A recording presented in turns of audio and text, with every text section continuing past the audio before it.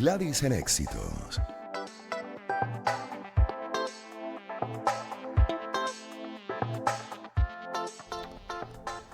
Aquí estamos de vuelta y como había anunciado para desarrollar el seriado sobre pensamiento crítico. En este primer capítulo vamos a estar desde el punto de vista macro analizando un poco el comportamiento del mundo en este sentido con Dylan Pereira, quien es licenciado en estudios liberales, es analista político, es editor en jefe de la revista Diplomática. Pero mientras se conecta además por Zoom, y así aprovecho también para decirles que además de escuchar en este momento en buena parte del país a través de la señal en vivo de Éxitos, también aquellos que están fuera de Venezuela, por ejemplo, tienen la opción, y para la segunda hora igual, incluso los que están en Venezuela que se desconectan porque es la segunda hora local para Caracas, pueden seguir escuchando a través de las ventanas digitales. Estamos transmitiendo por YouTube, por ahí se está conectando Dylan, y no solamente por ahí lo pueden escuchar, también lo pueden ver. Ya está listo, ya está conectado. Permíteme, Dylan, ya está escuchando, que haga un contexto sobre lo que quiero desarrollar incluso como seriado y que me parece fundamental, fundamental. En eso insisto mucho en mis mensajes a través de editoriales como Así lo veo, ¿no? Que lo publico semanalmente. El pensamiento crítico. Y este recuento me parece genial, me parece que resume muy bien lo que es el concepto, que no es nuevo además.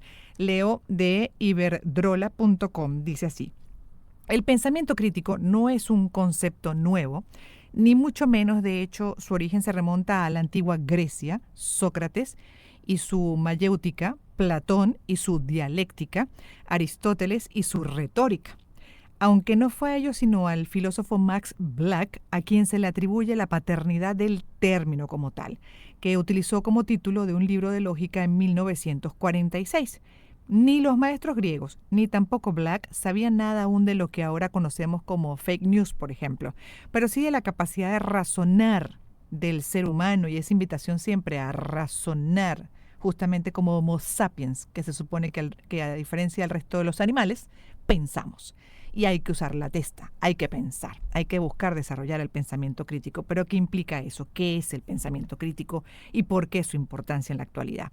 Dice este artículo, también subraya, hay tantas definiciones como expertos han tratado el tema, pero quizá una de las más simples y precisas es la que hizo Francis Bacon, y no confundir, aclara acá el artículo, con el pintor, en 1605. Dice, el pensamiento crítico es tener el deseo, escuchen bien por favor, de buscar, la paciencia para dudar, la afición de meditar, la lentitud para afirmar, la disposición para considerar, el cuidado para poner en orden y el odio por todo tipo de impostura. Fin de la cita de Bacon.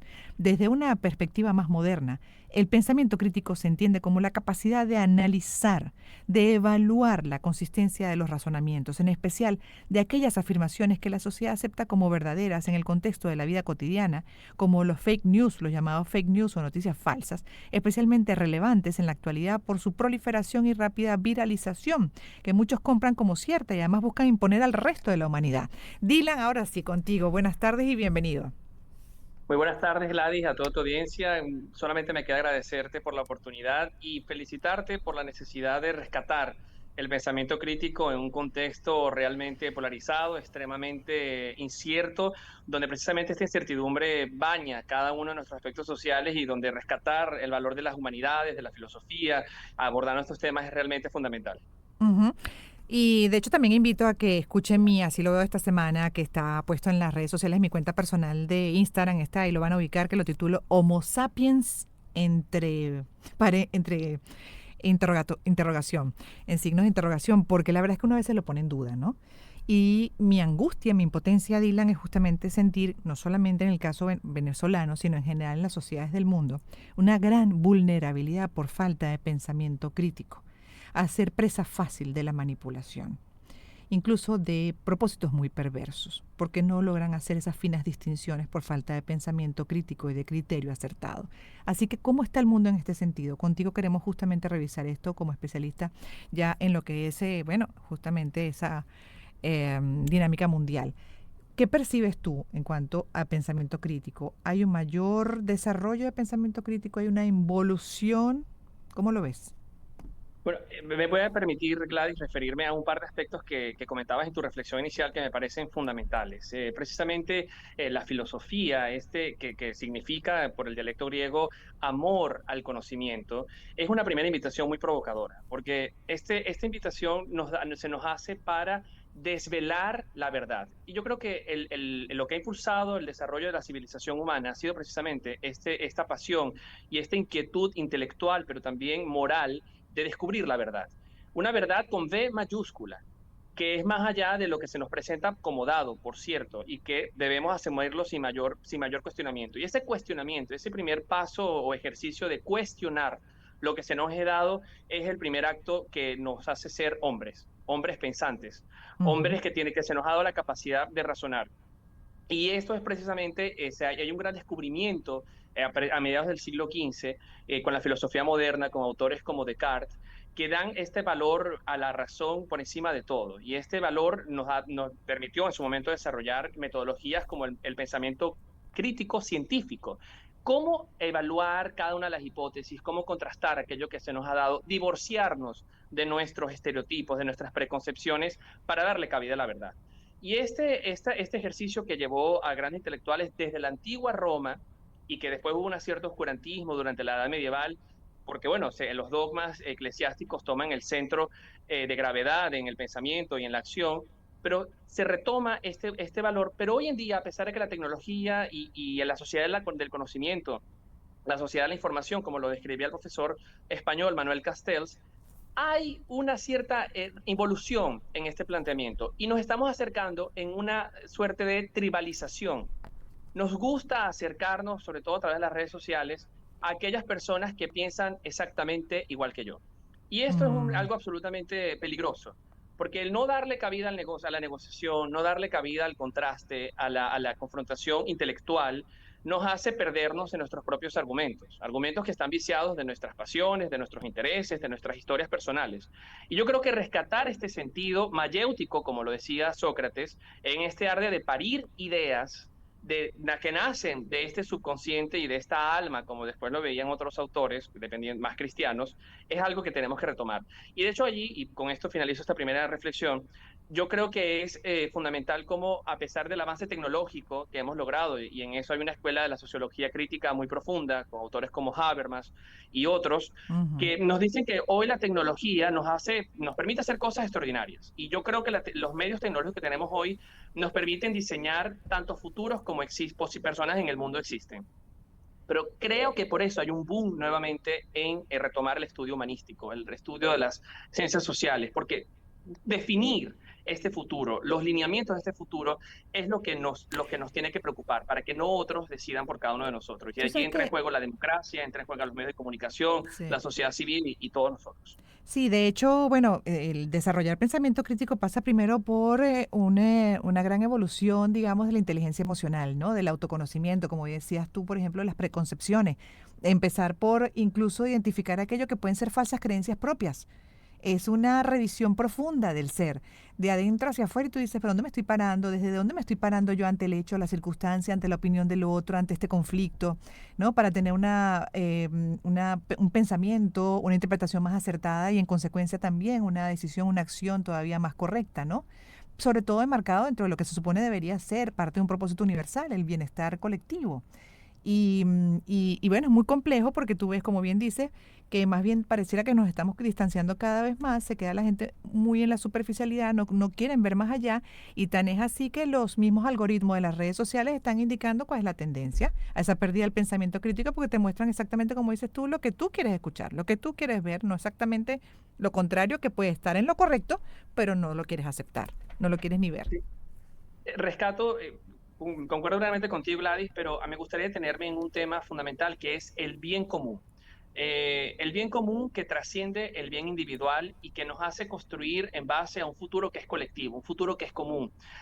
El Papa Francisco lo sintetizaba en su última encíclica como la fraternidad universal. Rescatar este valor es algo fundamental. Comprender que estamos interconectados, sobre todo en un siglo de la globalización, es absolutamente fundamental. Que las consecuencias, las acciones que hacemos en nuestra cotidianidad tienen consecuencias en todos los continentes. En el mundo en el que vivimos, Ujú. lo que consumimos es producido en un extremo del planeta, transportado en otro y llega a nosotros por otras cadenas totalmente diferentes. Por poner un solo ejemplo, el conocimiento que consumimos, la información que consumimos, tiene, por supuesto, una influencia directa de intereses políticos, comerciales, sociales. Intentar identificar esto es algo absolutamente fundamental. Hacía hasta mi referencia a la angustia. En este caso es interesante acercarnos a la filosofía existencial. Autores como Kierkegaard nos hablan de esta angustia existencial, una angustia existencial por encontrar la verdad, por encontrar el propósito, por encontrar el bien común. Y esta angustia se ha diluido a lo largo de una superficialidad donde el individualismo aislado, absolutamente independiente o supuestamente independiente de estas cadenas de interdependencia ha consumido esta variante social del ser humano. Ya Mm. Aristóteles decía que ningún hombre es capaz de vivir plenamente solo o aislado. El hombre por naturaleza tiene una versión social, al menos que, como decía Aristóteles, sea o un dios o un animal. Y Sí. esto es algo que tenemos que colocar nuevamente en la agenda. Y allí los medios de comunicación tienen un papel fundamental y nuestra generación, los más jóvenes, tenemos también allí una crítica que hacer. No Ujú. podemos pretender que todo sea sintetizado en 10 segundos, que todo sea sintetizado en 100 caracteres. Hay temas que requieren de una profundidad, de una disposición al contraste, porque hay algo muy importante con el pensamiento Claro. crítico. Suele ser incómodo, porque cuestionas cosas que muchas veces están arraigadas a nuestra forma de acción y de pensar, pero nos da la oportunidad de corregir la acción, una acción que es individual y que tiene consecuencias colectivas. Sí, Y, pero, ajá, no, no, por continúa. favor. No, no, continúa la idea, cierra la idea para yo poder entonces hacerte otro planteamiento para que compartas tu punto de vista. Y fundamentalmente creo que hoy que nos hemos insertado en una sociedad de la posverdad, es preponderante este planteamiento. Mm. ¿Por qué es la posverdad? La posverdad no deja de ser un intento por manipular, por tribalizar, por polarizar, por radicalizar planteamientos ideológicos con toques de verdad y toques de mentira, Ujú. envueltos en este velo. Schopenhauer, otro filósofo existencialista, Arthur Schopenhauer, alemán, conocido generalmente por ser el padre del pesimismo y que tenía una profunda devoción por la filosofía oriental. Se decía que en su escritorio en la Universidad de Hamburgo había en el lado derecho un busto de Sócrates y en el lado izquierdo un busto de Buda, pues eran sus dos grandes inspiraciones. Hablaba de desvelar la verdad, quitarle el velo de manipulación e incertidumbre a una verdad que no se nos es dada a primera mano. Y yo Sí. creo que este ejercicio intelectual, personal, pero también espiritual, es fundamental colocarlo en el centro nuevamente. Fíjate tú, Dylan, porque como estamos revisando contigo justamente como licenciado en estudios liberales, analista político y especializado en temas internacionales desde el punto de vista macro del planeta, la tendencia hoy en día a la polarización, lo acabas de mencionar, ¿no? Tan peligrosa, y a la manipulación. Vemos a Europa revuelta, vemos a Estados Unidos, un país, bueno, los desarrollados, además, en unos conflictos importantes que más bien hasta preocupan porque se están entrampando en una polarización, en unos extremos que para mí justamente no reúnen o digamos no tienen esa verdad que mencionas, ¿no? En los matices justamente donde se puede encontrar esa verdad, porque están, al final de cuentas, o siento yo que estamos entrampados en dos extremos totalmente antagónicos, en donde se insiste pues que uno tiene la razón y el otro no, y en el medio está uno sintiendo que al final eres una pieza más del ajedrez, dentro de esa polarización. Y es ahí donde yo me paro diferente con pensamiento crítico y digo, no, ya va, porque este extremo puede estar o considerando que es que todo lo que dice es y se debe ejecutar exactamente así, el otro igual, supuestamente en contra, considerando que es el verdadero bienestar. Y cuando ves los matices, ves el medio, tú dices, es que por ahí es que está la verdadera verdad, que es una muy buena mezcla muchas veces de lo mejor de ambos mundos. Pero hoy en día eso no se ve así, todo lo contrario, la jugada es distinta y la mayoría está comprando esos discursos. Y hay un poco mi reflexión de así lo veo, para terminar contigo también, sobre la tendencia que yo veo en el mundo, es que cada vez más la gente está, bueno, pisando ese palito. Y precisamente por falta de pensamiento crítico. Hay una frase que yo uso en el Así lo veo que me encantó, de Benjamin Franklin, que resume muy bien además lo que estamos hablando y esa falta de pensamiento crítico, cuán riesgoso y peligroso puede ser para todos nosotros y nuestro bienestar. Hazte oveja y el lobo te comerá, por falta de pensamiento crítico, por ser borrego. Y eso es lo que estamos viendo incluso en las redes sociales cuando ves a gente que aplaude y celebra evidentemente a figuras de cualquier ámbito que están en una línea de manipulación e incluso hasta de actuaciones indebidas.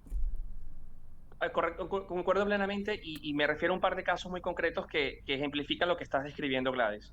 Hemos visto un impulso de los partidos tanto de extrema derecha como de extrema izquierda en el mundo entero. En las recientes elecciones europeas al Parlamento Europeo, que tienen una incidencia directa en la configuración de la institucionalidad europea, vimos cómo el partido de reforma de Europa, de extrema derecha, con líderes como Viktor Orbán en Hungría o Giorgia Meloni en Italia, tuvieron un incremento de casi 25% en los curules que ganaron. Vemos con preocupación cómo en Francia, en las últimas elecciones, en las franjas etarias más jóvenes, entre 18 y 26 años, pues casi el 60% votaba por el Frente Nacional o la Reagrupación Nacional de Marine Le Pen. Y esto nos hace cuestionarnos por qué. Y es precisamente allí donde las redes sociales y el discurso mediático, las narrativas mediáticas tienen un papel fundamental. Porque se nos ha planteado una serie de amenazas a la existencia humana que realmente ocultan o trasfondos de intereses políticos. Hemos visto cómo se ha radicalizado la sociedad en temas fundamentales como la migración o el desarrollo económico o la transición, cómo negacionismo del cambio climático gana terreno en la agenda política, cuando hay 20.000 informes del panel de expertos de Intergubernamental de Cambio Climático de Naciones Unidas afirmando que existe por causas antropogénicas. Y esto nos hace plantearnos también por qué se ha perdido la confianza en los hechos. ¿Por qué nos desbocamos solamente en opiniones y en narrativas que no tienen un sustento racional? Una primera respuesta puede ser por la comodidad de acercarnos, de no contrastar, de no enfrentarnos a verdades que no asumimos como ciertas, que no nacen de nosotros.